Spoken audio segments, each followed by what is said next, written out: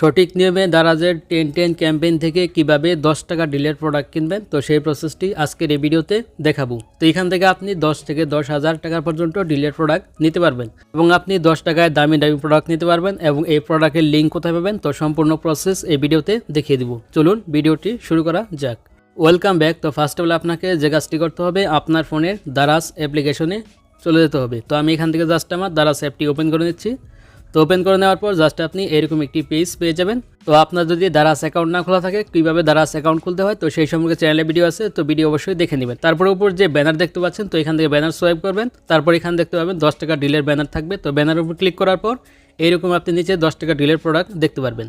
তো এখান থেকে আমি জাস্ট এখানে 10 টাকা ডিলে ক্লিক করি। তো ক্লিক করার পর দেখতে পাচ্ছেন এরকম একটি পেজ চলে আসবে।